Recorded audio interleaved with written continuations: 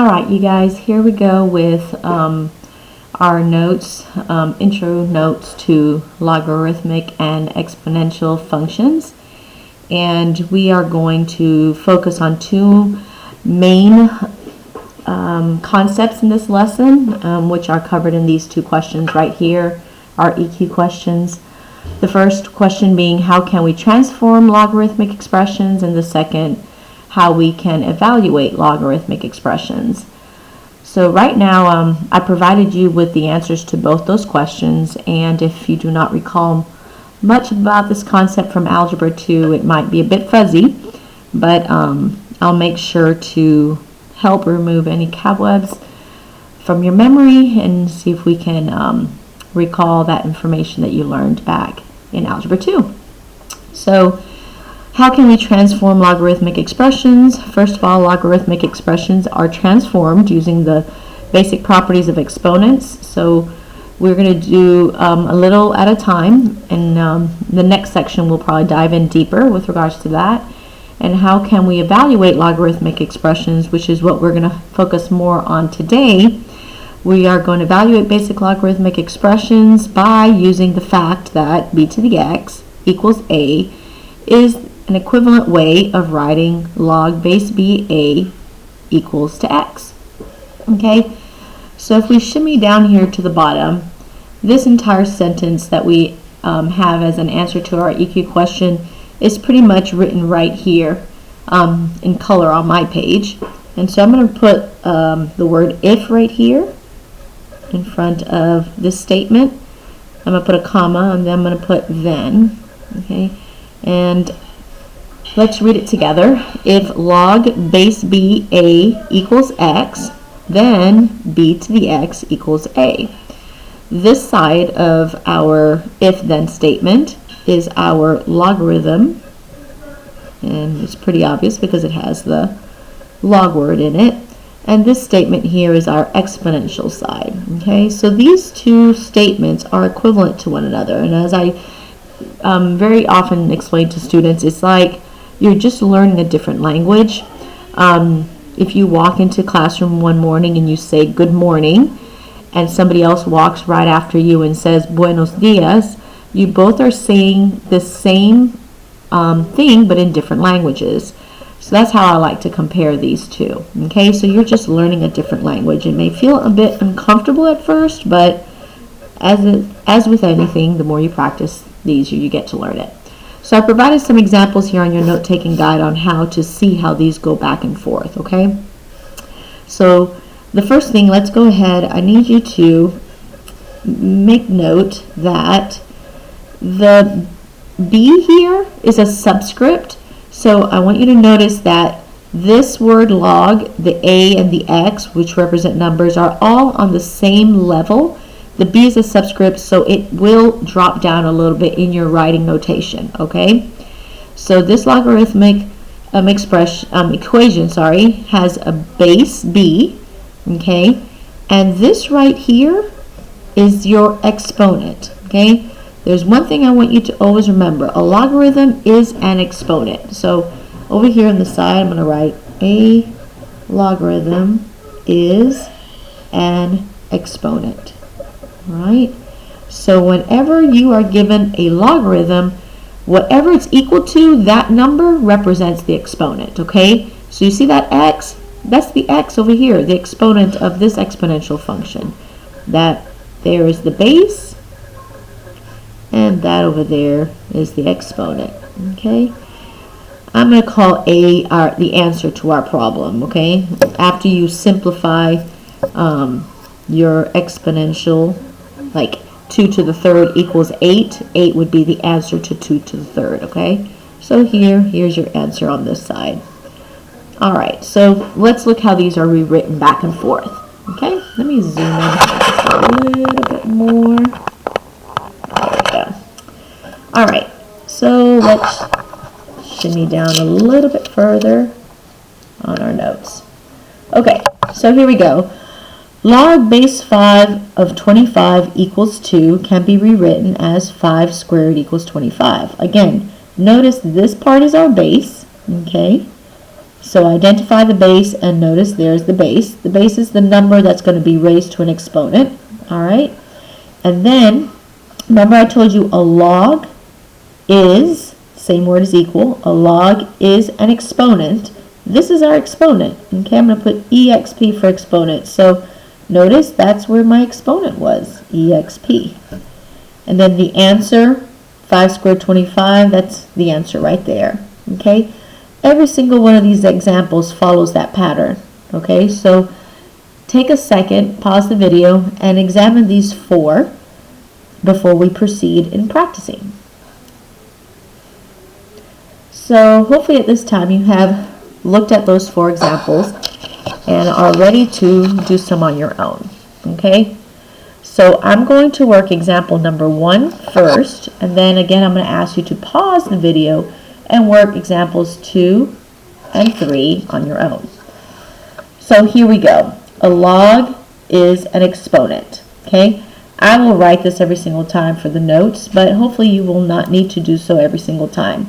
Since I know a log is an exponent, I already know that my 4 is going to be my exponent. Okay, my subscript is my base. Okay, so I will rewrite this as starting with my base. You always identify the base first. Raise the base to an exponent. In this case it was 4. And then what's the answer to my problem? It's always hidden right there after the log. So there is my practice in rewriting the log form to an exponential form. Again, this and this are equivalent. 2 different languages, so to speak. So pause the video now and do examples 2 and 3. Alright, so let's see if you were right. So here is log 25/5 equals to the 1/2. A log equals an exponent. There's my base. So there is my base b. There's my exponent. So 25 to the 1/2 equals 5. Over here, you should have said that was your base. That was your exponent, because a log is an exponent. So my base was an 8. My exponent is 2/3 equals to 4. If you are wondering how this is true, I'm going to kind of digress, or I don't know if digress is the right word, but I want to look back at some properties of exponents that you may have forgotten. So I'm going to kind of over here, let's see, I'm going to come over here. Property, well, it's just going to be one property, so let me just put property of exponents. Okay, so this is just a side note. That's what I actually wanted to say. It's a side note. Do you recall this? And if not, this is what I need you to remember. A raised to an m over n, so a raised to some sort of rational function, so where m and n are numbers, n cannot be 0. The way you would rewrite it in radical form is in this manner. So a to the m, the denominator of that fraction exponent is going to be the index value of your radical. Okay, so when it comes to this, all right, what it really is telling you to do, just to kind of show you, this is just a side note to explain to you why it works. Okay, 8 to this 2/3 power. Let's rewrite it in radical form since students are able to see it easier. All right, so 8 squared goes inside the radical. I'm going to cube root it because 3 is the denominator.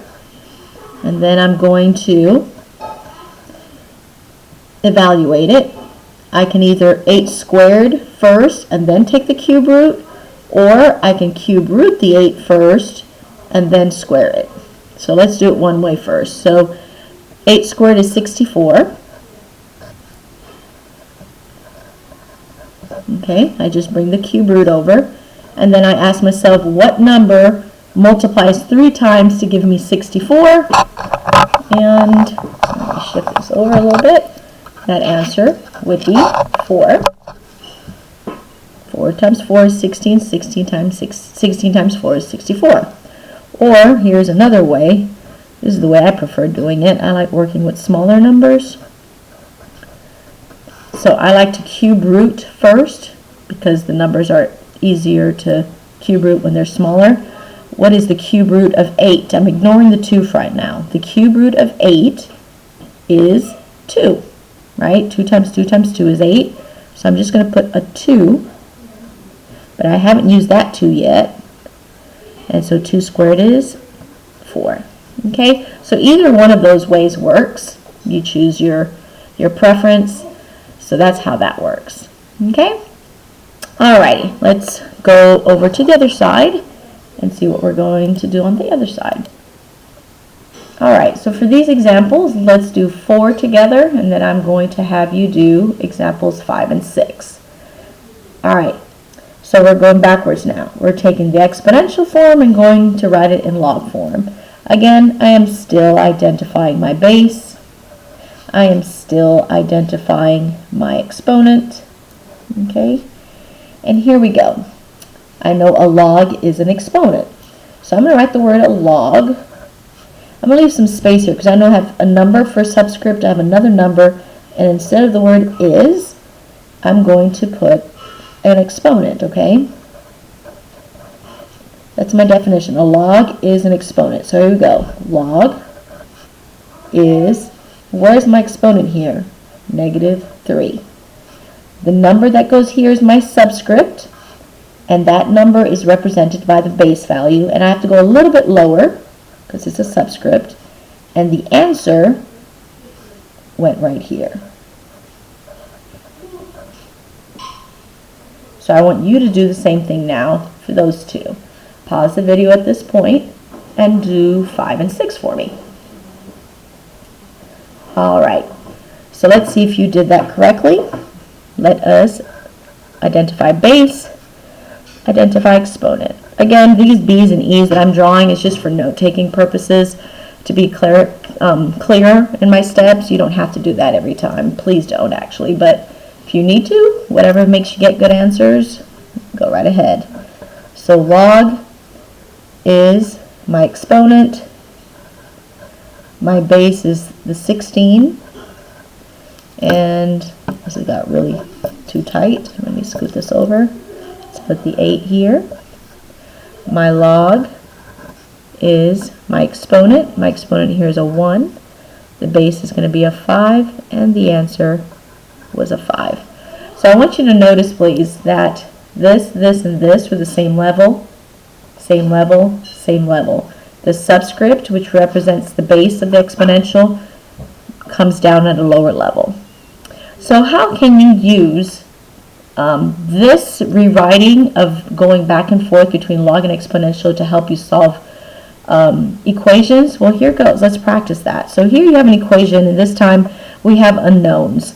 We have an unknown here, x, and we're trying to figure out what the value of that is. So when you kind of look at this, you're like, okay, that looks like Greek to me.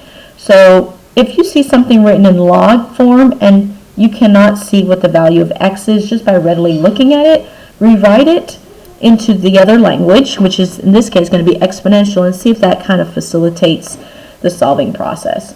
So let's do that, okay? So I know the subscript is my base. I know the answer to my log is an exponent, so that's going to go up here. And then this value is always my answer. Well, look at that. My x was isolated for solving, because solving for x means to isolate x, right? And if you notice, the x is all by itself, so all I need to do is multiply 3 times 3 times 3 4 times to get my x. 9 times 9, that's going to be 81. Okay. Do problems 8 and 9 for me, so pause and then come back and check to see if your work was done correctly. Okay, so here you are. Let's see what you did. You took this value here, raised it to the power, because a log is an exponent, and you set it equal to 243. So you try to guess what number multiplied 5 times will get you 243. Well, we can start with 1. Okay, so you can use guessing. All right, so 1 times 1 times 1. Okay, I'm not even knowing why I'm doing this. But all right, 1 doesn't work. 2 is not going to work for sure. Well, let's try a little higher. Well, we know 3 to the 5th power probably not going to work, because 81 times 3, yep. Oh wait, did it work? Yeah, there you go. 81 times 3 to the 4th power was 81, so let's try that. 3 times 3 times 3 times 3 times 3. So we knew these two became a 9 and a 9, which made 81. And we have that 3 over there, so 81 times 3. 3 times 1 is 3. 3 times 8 is 243. Voila. So we found that the x, what can I write it over here? The x is going to be 3, is my answer. Okay? And over here, let's do this one. You should have done 0.1 to the 2nd power equals x. And then 0.1 squared. Goodness, what was that? 0.01? I'm not sure. Let me get my calculator. I should know that. Okay, so yes, 0.01 equals x was my answer in multiplying that.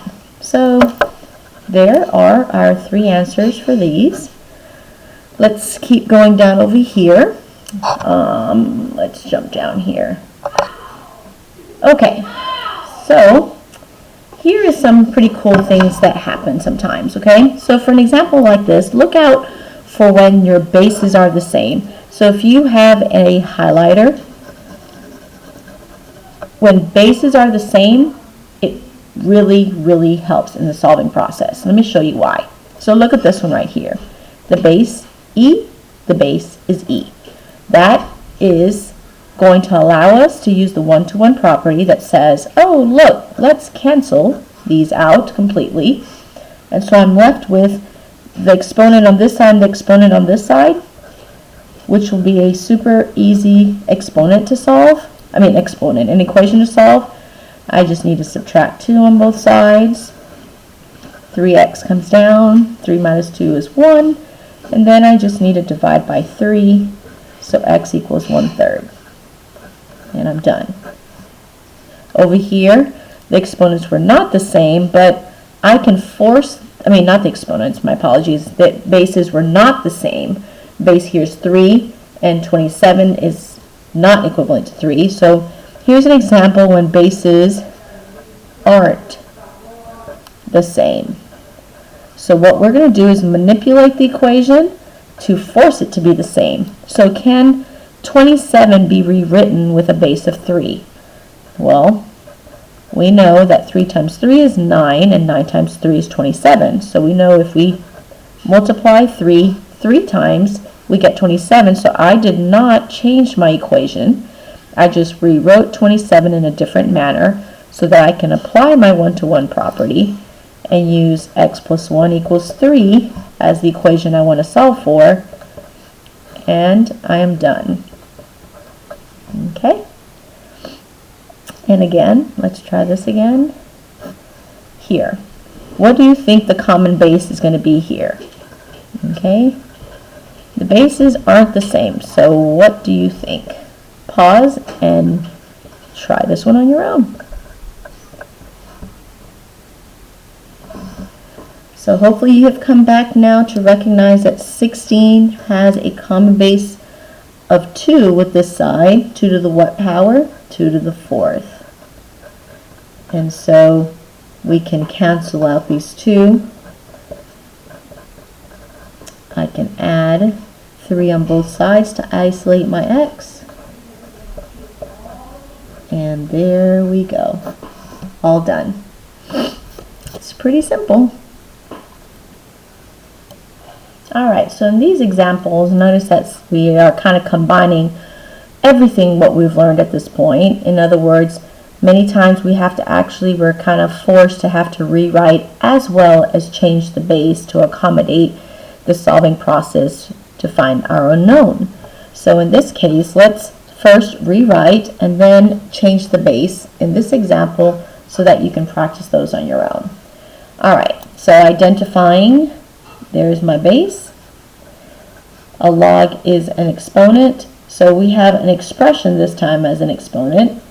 Okay, so let's write the logarithm into exponential. If it was written in exponential form, we write it in logarithm form. You always go to the other form when you're rewriting. All right, so exponential form says take our base value, raise it to the exponent. In this case, it's an expression, and set it equal to the answer 125. Okay, and so here we can't just go wham, wham, and cancel out. They're not the same. So we say, well, can this be raised to a power at a certain base to get 125? Well, we are in luck because we know that 5 multiplied 3 times would give you 125. 5 times 5 is 25. 25 times 3 is 125.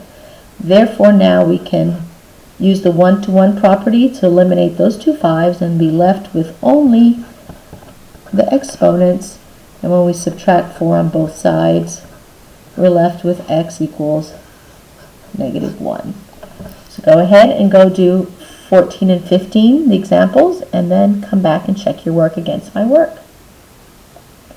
All right, so here's what you should have done. 6 raised to the exponent 4x minus 2 equals the 36. Okay, and then what you would do is try to make common bases. Here we have a base to an exponent. This is not an exponential. It's not in exponential form, that number. So let's rewrite an exponential form as 6 squared because we want them to be identical. And we apply the one-to-one property, so now we're left with the exponents being set equal to each other. Add 2, divide by 4 on both sides, so x is 1.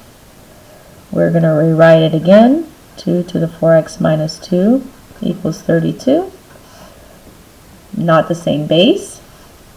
What would the base be? The base is going to be a 2 because we want to get rid of that.